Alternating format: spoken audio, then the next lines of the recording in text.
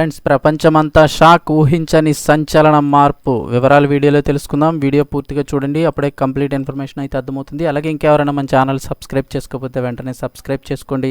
ప్రభుత్వం నుంచి వచ్చే లేటెస్ట్ అప్డేట్స్ అన్నీ కూడా ఎప్పటికప్పుడు మన ఛానల్ ద్వారా మీకు తెలియచేయడం జరుగుతుంది. అలాగే వీడియోను ఒక లైక్ చేశారంటే మరింత మందికి సమాచారం చేరుతుంది. వివరాల్లోకి వెళ్ళిపోదాం.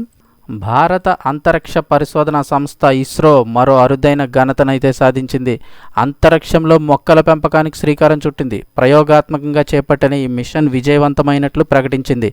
మున్ముందు అనేక విప్లవాత్మక మార్పులకు ఈ ప్రయోగం కేంద్ర బిందువు కాగలదని అంచనా వేస్తున్నారు. డిసెంబర్ 30వ తేదీన రాత్రి తిరుపతి జిల్లాలోని శ్రీహరికోటలో గల షార్ సెంటర్ నుంచి స్పేడెక్స్ ఉపగ్రహాలను ఇస్రో అంతరిక్షంలోకి పంపించిన విషయం తెలిసిందే.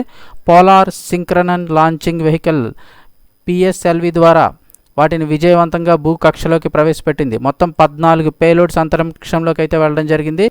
సో అక్కడ చూసినట్టయితే కనుక ఈ పేలోడ్స్లో భాగమైన PS-4 ఆర్బిటల్ ఎక్స్పెరిమెంటల్ మాడ్యూల్ ప్రస్తుతం 4వ దశలో ప్రవేశించింది. భూమికి 350 కిలోమీటర్ల ఎత్తులో కక్షలో పరిభ్రమిస్తోంది. ఈ మాడ్యూల్లో చేర్చిన 8 కౌపీ విత్తనాలు ఇప్పుడు మొలకెత్తినట్లు ఇస్రో అధికారికంగా ప్రకటించింది. దీనిపై ఓ ట్వీట్ కూడా పోస్ట్ చేసింది. ఇక్కడైతే కనుక మీరు మొలకెత్తిన విత్తనాలను అయితే చూడవచ్చు. Compact research module for orbital plant studies crops కోసం ఈ ప్రయోగాన్ని అయితే చేపట్టింది ఇస్రో.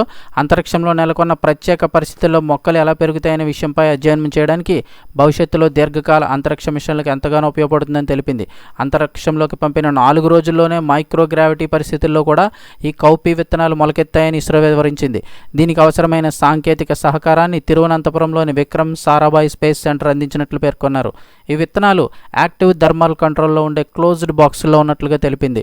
పరిమితంగా ఉండే వాతావరణ పరిస్థితుల మధ్య యాక్టివ్ థర్మల్ రెగ్యులేషన్తో 8 కౌపీ విత్తనాల పెంపకం అత్యంత సవాలుతో కూడిన ప్రయోగంగా అభివర్ణించింది ఇస్రో. అంతరిక్షంలో విత్తనాలు మొలకెత్తడం, ఆ మొక్కలను కాపాడుకోవడానికి కొన్ని ప్రత్యేక చర్యలు తీసుకుంటూ ఉన్నామని, ఆకుల దశకు చేరుకునే వరకు సంరక్షించాల్సి ఉంటుందని తెలిపింది.